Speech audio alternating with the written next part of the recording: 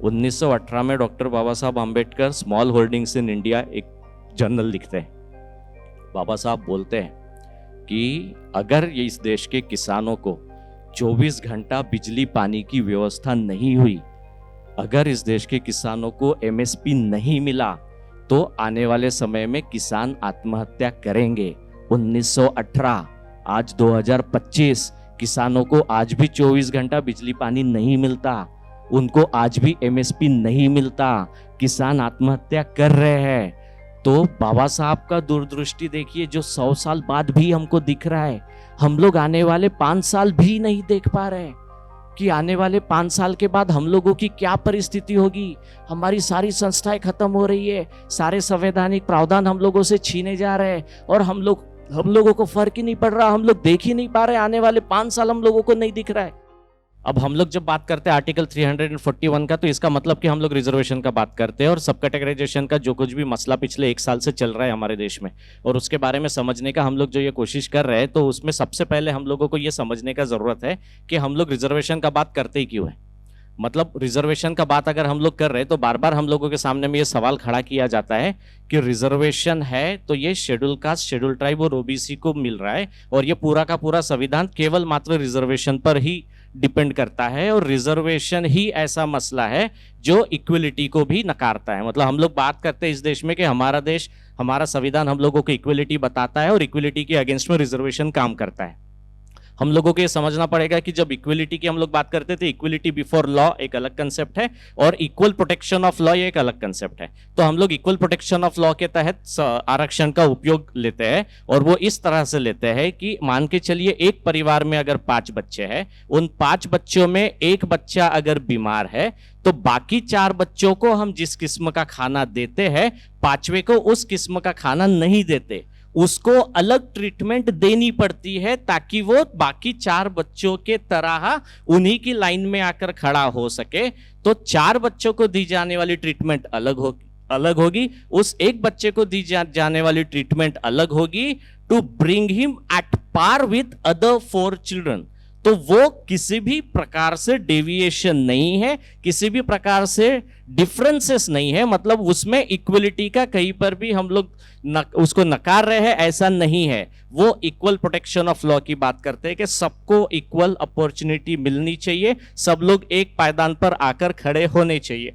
तो बार बार हम लोगों को यह बताया जाता है रिजर्वेशन की वजह से इक्वलिटी को घात पहुंचता है, तो यह सरासर गलत है। हम लोग इक्वल प्रोटेक्शन ऑफ लॉ का बात करते हैं, जहां पर सभी बच्चे एक साथ एक समय पर और एक ही मर्यादा में एक ही सीमा पर खड़े रहे, ये बात हम लोग करते हैं। और इक्वल प्रोटेक्शन ऑफ लॉ एक कंसेप्ट है जो हम लोग हमारे कॉन्स्टिट्यूशन में लेकर चलते हैं। अब इसमें बात आता है कि रिजर्वेशन नौकरियों पे भी मिलता है और शिक्षा क्षेत्र में भी मिलता है। अब रिजर्वेशन जब मिलता है तो रिजर्वेशन का एक सीमा होता है। रिजर्वेशन क्यों मिलता है? क्योंकि हम लोग आर्टिकल 12 के तहत स्टेट की परिभाषा में आते हैं, इसलिए रिजर्वेशन मिलता है। आर्टिकल 12 जो पार्ट 3 में फर्स्ट आर्टिकल है, जिसे Magna carta of Indian constitution कहा जाता है, कि आर्टिकल 12 में स्टेट्स की परिभाषा दी गई है। स्टेट्स की परिभाषा में आने वाली हर संस्था जिसमें आरक्षण लागू होगा, that should be aided, controlled and funded by the government, ऐसी संस्थाओं में आरक्षण लागू होता है। ऐसी संस्थाएं जो आर्टिकल 12 की डेफिनेशन में नहीं आती, वहां पर आरक्षण लागू नहीं होता। तो आर्टिकल 12 में जब तक हम लोग बने हैं तो कितनी संस्था है? तो हम लोग ये देखते हैं कि 1993-94 में सेंट्रल गवर्नमेंट की 12.5 से 13% की नौकरियां हुआ करती थी 1993 में।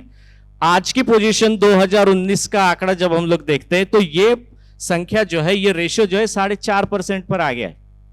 मतलब हम लोग 8% सरकारी नौकरियां पहले ही गंवा चुके हैं, और हमें इसका विशेष फर्क नहीं पड़ा क्योंकि हम लोग इंडिविजुअल व्यक्ति की तरह बात करते हैं।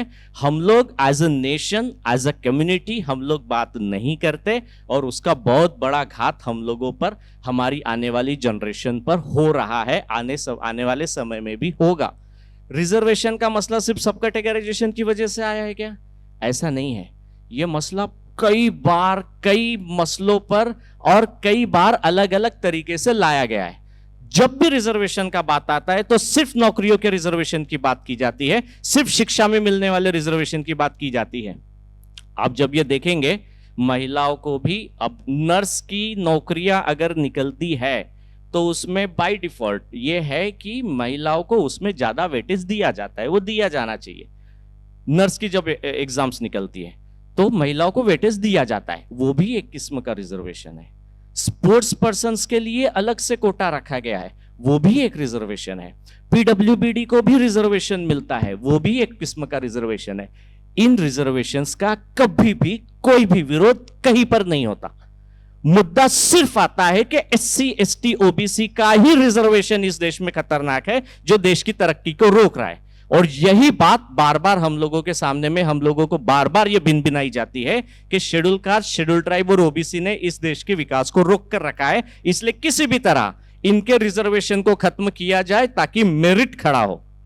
यह बात हमेशा आती है, बार बार आती है, लेकिन बाकी रिजर्वेशंस पर किसी भी प्रकार का कोई भी विरोध कहीं पर भी होता हुआ हम लोगों को नहीं दिखता। अब जब सब कैटेगराइजेशन का बात आ रहा है तो रिजर्वेशन के मसले पर हमको यह भी समझने का जरूरत है कि रिजर्वेशन उस संस्था में मिलता है जो आर्टिकल 12 की परिभाषा में आती है। सरकार रिजर्वेशन खत्म करना चाहती है तो उसके लिए क्या किया जाएगा? रिजर्वेशन जहां जहां मिलता है वहां पर नौकरियों की भर्ती नहीं हुई तो रिजर्वेशन ऑटोमेटिकली खत्म हो जाएगा।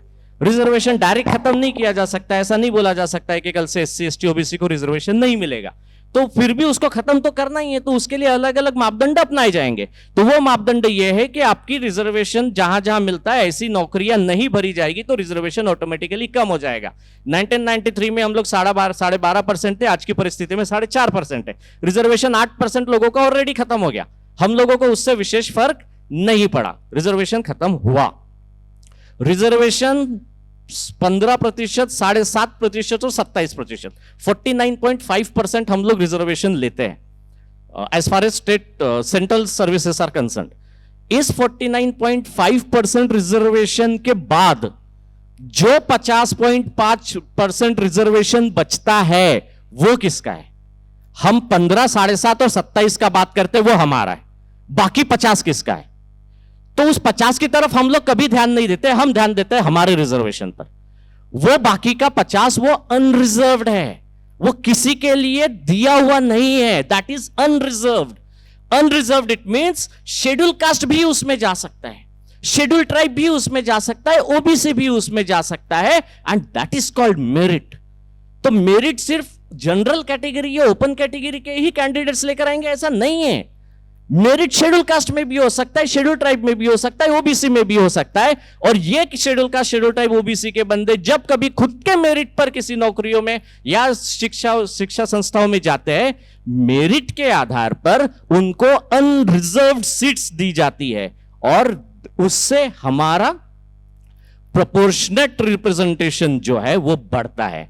अभी हम लोग प्रोपोर्शनेट रिप्रेजेंटेशन पे है। ये प्रोपोर्शनेट रिप्रेजेंटेशन 15, 7.5 और 27 तक खत्म हो जाता है। हम लोग एडिक्वेट रिप्रेजेंटेशन पर नहीं गए। वो इसलिए नहीं गए क्योंकि हमने उस 50% पर ध्यान नहीं दिया। आपको मालूम होगा कि 19 में ईडब्ल्यूएस रिजर्वेशन लागू हुआ, हमको फर्क पड़ा गया। ईडब्ल्यूएस ठीक है, हमारा तो नहीं गया, 15, 7.5, 27 में से तो नहीं गया, बाकी का 10% गया। हम लोगों ने इस बात पर ध्यान नहीं दिया कि वो 50% अनरिजर्व था, मतलब उसमें हम लोग जा सकते थे। अब उसमें से 10% खत्म हो गया, अब सिर्फ 40% बचा, तो वो 10% में एससी एसटी ओबीसी नहीं जा सकता। उसमें भी हमारा कंट्रीब्यूशन हो सकता था, वो खत्म हो गया। हमको फर्क पड़ा गया नहीं, क्योंकि हमारा 15, 7.5, 27 साबुत है।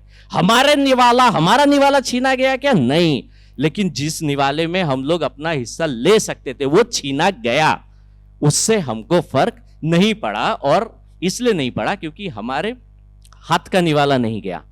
लेकिन ये समझने का हम लोगों को जरूरत है। हम लोग ना बहुत ज्यादा इमोशनल है। हम लोग जहां कहीं भी बाबा साहब का नाम आएगा ना, हम लोग दौड़ पड़ेंगे। और ये इमोशनल इंटेलिजेंस हमारा जो है ना, वो वास्तविकता में काम में नहीं आता। वो सिर्फ तब काम में आता है जब आप लोगों को मास एजिटेशन करना, आप खड़े रहेंगे। जैसे बोध गया का आंदोलन हुआ, ईवीएम का आंदोलन हुआ, हम लोग वहां खड़े हुए, लेकिन जब रिजर्वेशन का बात है, जब एकेडमिक या इंटेलिजेंस का बात आता है, वहां पर हम कहीं ना कहीं कम पड़ रहे हैं, और वो हम लोगों को बढ़ाने का जरूरत है। हम लोगों के पास में इतने सारे लीगल एक्सपर्ट्स हैं, उनके साथ में अब ये जरूरी नहीं है कि हर आदमी को हर बात का पता हो, ये जरूरी नहीं है, लेकिन जिनको पता हो उनके साथ खड़ा रहने का जिम्मेदारी हम लोगों का है, और वो हम लोग भी नहीं निभा पा रहे हैं। ये हम लोगों का बहुत बड़ा कमजोरी है, और इसके लिए सरकारों को ये लगता है, आप मंसूबा समझने का बस कोशिश करिएगा कि ओबीसी को क्रीमिलियर लागू है इंदिरा साहनी केस के बाद से। एससी एसटी का ऐसा कोई प्रोविजन हो ही नहीं सकता, क्योंकि उसमें आर्टिकल 341 में एससी एसटी, 41 42 में एससी एसटी का कोई डेफिनेशन नहीं दिया है, वो प्रेसिडेंशियल ऑर्डर 1950 के तहत दिया गया है, और वो ये है कि आपका सोशल, एजुकेशनल और इकोनॉमिक बैकवर्डनेस वो अनटचेबिलिटी की वजह से है, इसलिए आपको रिजर्वेशन मिलता है।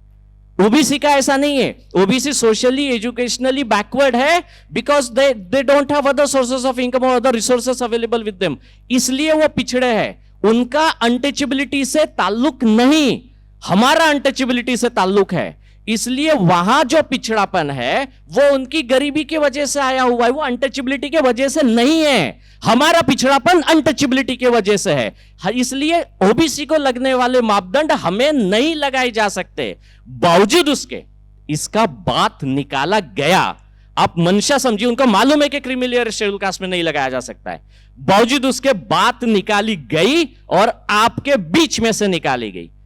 अगर कोई ब्राह्मण उस प्रकार की बात निकालता तो डायरेक्ट जातिवाद का बात होता, आपके ही आदमी के मुंह से वो बात निकाली गई, इसका मतलब आप जातिवाद का बात वहां नहीं करोगे। जहां जहां रिजर्वेशन मिलता है ऐसी सारी संस्थाएं बंद की जाए तो रिजर्वेशन ऑटोमेटिकली खत्म। हम लोग वहां खड़े हुए क्या? नहीं, क्योंकि ऐसा नहीं बोला गया कि शेड्यूल कास्ट का रिजर्वेशन खत्म कर रहे, ऐसा नहीं बोला गया। लेकिन शेड्यूल कास्ट को जहां रिजर्वेशन मिलता है वो संस्था बंद कर दो, वो शैक्षणिक संस्थाएं बंद कर दो, वो सरकारी संस्थाएं बंद कर दो, रिजर्वेशन खत्म हो जाएगा।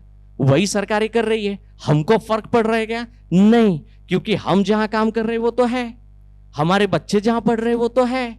लेकिन आने वाले समय में जब हमारी आने वाली जनरेशन आएगी तो आज की तारीख में हम लोग एक पायदान पर है, जो सरकारी नौकरियां कर रहे हैं, जो अच्छी स्कूली संस्थाओं में पढ़ रहे हैं, वो एक अच्छे पायदान पर पहुंच जाएंगे। लेकिन आने वाली पीढ़ी भी उसी पायदान पर पहुंच पाएगी ऐसा नहीं है। जहां पर चीफ जस्टिस ऑफ इंडिया भी सुरक्षित नहीं है, हमारे कलेक्टर का बिसात ही क्या है, उनका औकात ही क्या है? जहां चीफ जस्टिस ऑफ इंडिया ही सुरक्षित नहीं है only because of his cast. जब जूता उछाला गया तो कमेंट था कि सनातन धर्म का विरोध है, लेकिन जब इंटरव्यू दिया गया तो बोला गया कि दलित है। तो यह मानसिकता दिख पड़ती है, यह मंसूबा समझने का जरूरत है कि आप जिस जाति से है वो आपके जन्म से लेकर आपकी मृत्यु तक आपका पीछा नहीं छोड़ती। और इसलिए जब कभी भी हम लोग क्यों इस जाति में हैं, क्योंकि अनटचेबिलिटी का उपभोग, अनटचेबिलिटी हम लोगों ने सही है, हमारे पुरखों ने उसको सहा है, और उस अनटचेबिलिटी के आधार पर हमको रिजर्वेशन है, और उस आधार को ही अलग अलग कर दिया जाए संविधान से तो उसका कोई बेस ही नहीं बचेगा। सब कैटेगराइजेशन का मसला उसी ही की एक बिसात है कि जहां कहीं भी आप एक पर्टिकुलर, हम 15% आरक्षण का हम लोग बात करते हैं, जहां पर 15% में सारी की सारी 1250 जातियां आ रही है। अब इसमें कोई जाति अच्छा बेनिफिट ले रही है, वो उसको मिल रहा है, कुछ जातियां अच्छा बेनिफिट नहीं ले रही है। सरकार इफ सो कंसर्न्ड तो और से उसमें वेलफेयर मेजर्स लाए जा सकते हैं। ये बस यही है कि एक शेड्यूल कास्ट को, एक महार को एक चमार से लड़वा दिया जाए, इनके बीच में भेद तैयार कर दिया जाए।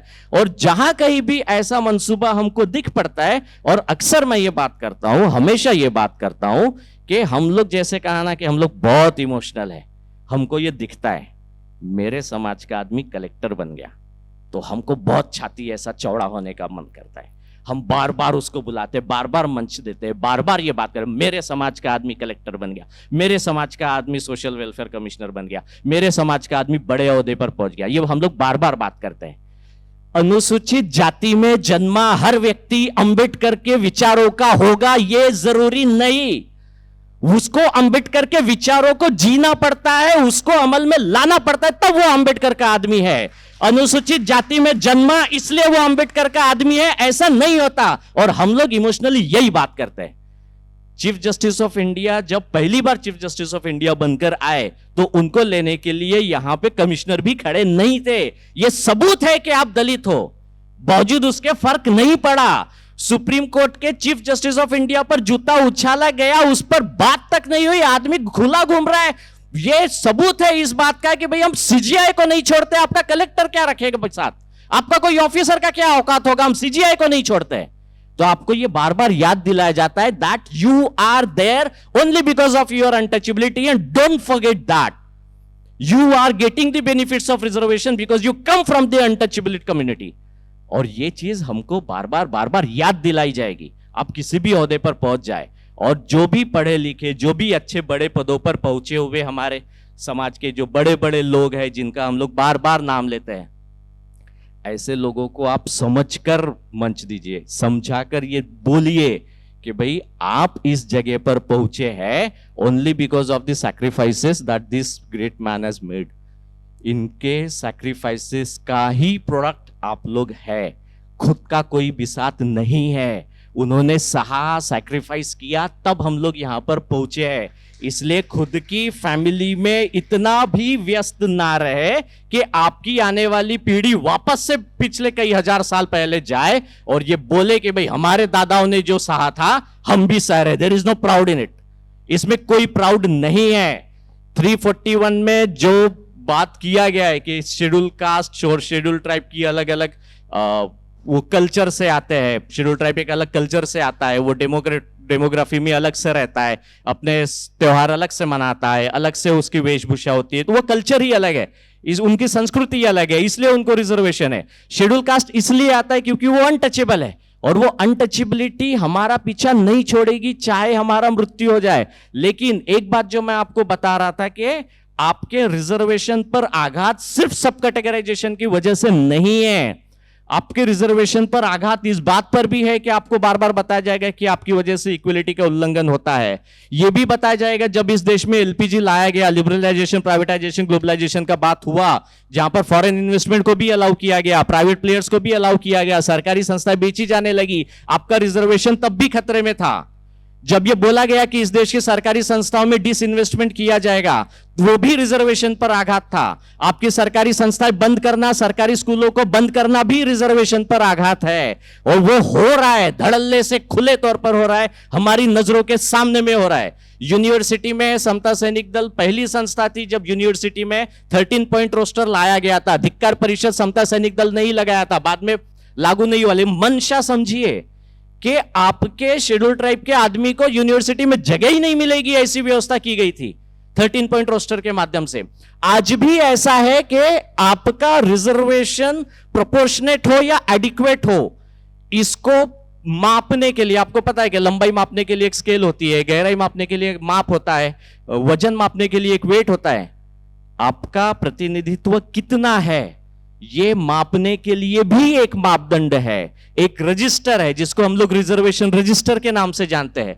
उस रिजर्वेशन रजिस्टर में यह बताना पड़ता है कि इतनी वैकेंसीज है, इतनी वैकेंसीज में इतने लोग शेड्यूल कास्ट, शेड्यूल ट्राइब के आने हैं, और उनमें जो बंदे खुद की मेरिट पर आएंगे वो अनरिजर्व्ड गिने जाएंगे, वो रिजर्व कैटेगरी में नहीं जाएंगे। लेकिन ये रिजर्वेशन रजिस्टर ही इंप्लीमेंट नहीं किया जाएगा तो आपका रिजर्वेशन वहां पर भी खत्म हो रहा है। हमारा ध्यान वहां पर नहीं जाता क्योंकि हम सुरक्षित है। रिजर्वेशन रजिस्टर, उसका इंप्लीमेंटेशन नहीं करना, यह भी अपने आप में रिजर्वेशन पर बहुत बड़ा आघात है। खुले तौर पर रिजर्वेशन खत्म हो रहा है, हमको फर्क ही नहीं पड़ रहा। और ये डीओपीटी के द्वारा अलग अलग गाइडलाइंस दी जाती है, अलग अलग मेमोरेंडम्स निकाले जाते हैं कि ये देखने का जिम्मेदारी चीफ लाइजन ऑफिसर का होता है। National commission for schedule caste बनाए जाते हैं, शेड्यूल ट्राइब बनाए जाते हैं, ओबीसी का भी नेशनल कमीशन है। इनकी जिम्मेदारी है to check whether reservation is properly being implemented और नॉट। हम लोग उस पर अपना ध्यान नहीं केंद्रित करते, इसके वजह से मनमानी जैसे बोलो वैसी चल रही है। एनसीएससी को पता ही नहीं कि रिजर्वेशन रजिस्टर क्या होता है, ऐसे बेवकूफ लोग मतलब वहां पर बंद बैठे हैं। ये इन लोगों का जिम्मेदारी है कि वो देखे रिजर्वेशन सही तरीके से इंप्लीमेंट हो रहा है, लेकिन वो कठपुतली बन बैठे हैं सरकारी संस्थाओं की, वो कठपुतली बन बैठे हैं सत्ताओं की, और हम लोग सत्ता से सवाल नहीं करते। ये हम लोगों का सबसे बड़ा कमजोरी है। और इसके लिए जहां जहां अगर जरूरत पड़ता है तो आप लोगों की ये जिम्मेदारी है कि आप लोग यहां पर आए हैं, आप लोग जाकर बताइए कि सब कैटेगराइजेशन में, सिर्फ सब कैटेगराइजेशन की वजह से आपका रिजर्वेशन खतरे में नहीं है। सब कैटेगराइजेशन के अलावा भी बहुत सारे मायने हैं, बहुत सारे मापदंड है जिसकी वजह से रिजर्वेशन खत्म हो रहा है। डायरेक्ट बोलकर नहीं किया जाएगा, उसके कई सारे तरीके, कई सारे मापदंड, कई सारे इंडिकेटर्स अपनाए जा रहे हैं, जिसमें बताया जा रहा है कि आपकी संस्थाएं बंद हो रही है, जिसमें बताया जा रहा है कि हम रिजर्वेशन रजिस्टर इंप्लीमेंट नहीं करेंगे, ये बताया जा रहा है आपको कि हम लोग डिसइन्वेस्टमेंट कर देंगे, प्राइवेटाइजेशन कर देंगे। रिजर्वेशन खत्म हो रहा है। हमारी आने वाली पीढ़ियों के लिए अगर जो रिसोर्सेस का हम लोग फायदा ले रहे हैं, अगर उनको साबुत रखना है तो हमारे पास सत्ता नहीं है, हमारे पास बड़े बड़े रिसोर्सेस नहीं है, केवल मास हेजिटेशन, यही एकमात्र रास्ता अभी हम लोगों के पास में है। और वहां पर अगर हम लोग इस गर्दी के साथ, इस उत्साह के साथ अगर खड़े नहीं रहते हैं तो सरकारी संस्थाएं अपनी मंशा बता चुकी है, खुले तौर पर वो करना चाहती है और वो करके रहेगी। अगर उनको रोकना है तो हम लोगों के बताना पड़ेगा कि हम लोग जागरूक हैं, ये बताना पड़ेगा कि हम लोग डॉक्टर अंबेडकर की औलाद है और संघर्षों के साथ हमारा बहुत पुराना रिश्ता है। अगर हम लोग ये नहीं कर पाए तो आने वाली पीढ़ियां हमसे सवाल करेगी कि जब हमारे हक अधिकार छीने जा रहे थे तो बताइए आप क्या कर रहे थे। तब आप ये ना बोले कि मैं व्यस्त था किसी शादी समारोह में, तब आप ये ना बोले कि मैं व्यस्त था अपने ऑफिस में, अपने कार्यालय में। ऐसा बोलने का नौबत नहीं आना चाहिए। आपने ये बोलना चाहिए आंखों में आंखें डालकर, या मैंने कोशिश तो की, नहीं हो पाया बात अलग है, मैंने कोशिश की मेरे हिस्से की। और अगर हम लोग ये नहीं कर पाए तो बाबा साहब का नाम लेकर बेवजह हम लोग मतलब महिमा मंडन करते रहेंगे, ऐसा ना करें। अगर बाबा साहब के सच्चे विचारक है, सच्चे में अगर उनको मानते हैं तो ईमानदारी से समझने का कोशिश करिए। आरक्षण बहुत बड़ा मसला है। आप और हम आज इस परिस्थिति पर पहुंच पाए हैं, उसमें आरक्षण का थोड़ा सा तो योगदान है। और हमारा सोशल स्टेटस तब बढ़ता है जब इकोनॉमिक स्टेटस बड़ा हो। अगर आपके पास कुछ ना हो तो आपको कोई गिनेगा नहीं, कोई ये नहीं करेगा। अगर आप कलेक्टर है तो आपकी वाही वाही हो रही है। आप अगर रिक्शा चला रहे हो तो आपके छाते पर लात मारकर भगाया जाएगा। आपके पास कोई अथॉरिटी नहीं रहेगी, कोई गुरूर नहीं रहेगा। वो तब तक है जब तक आप सरकारी संस्थाओं के तहत है। और जिस समय सरकारी संस्थाएं खत्म, आर्टिकल 12 खत्म, उस समय में मान के चलिए कि बदहाली शुरू।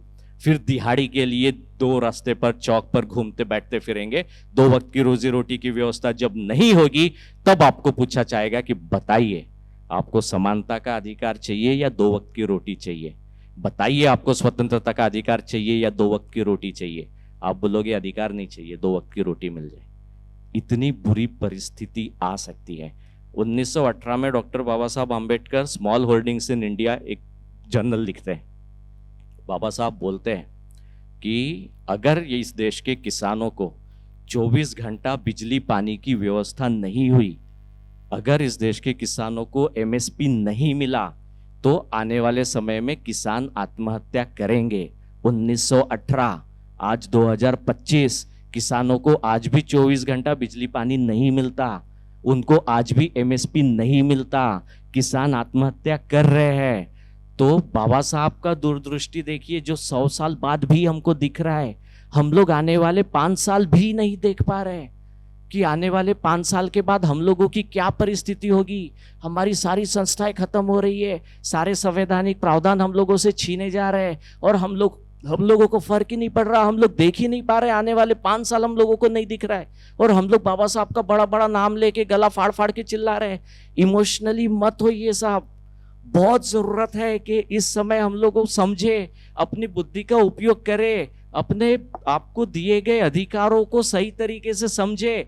जो चीज आयती मिली है उसका वैल्यू नहीं होता, लेकिन उसको हम लोगों को आयता दिलाने के लिए संघर्ष इन्होंने किया है, उसको याद रखे।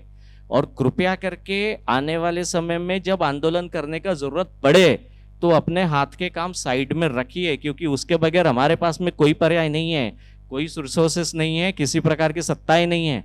इसलिए आंदोलन ही एकमात्र हम लोगों के पास में जरिया है। आप आने वाले समय पे आपको आवाज दी जाएगी, आइए, खड़े रहिए और इस बात का कोशिश करिए कि आप बाबा साहब का नाम लेने के लिए हकदार बन पाए।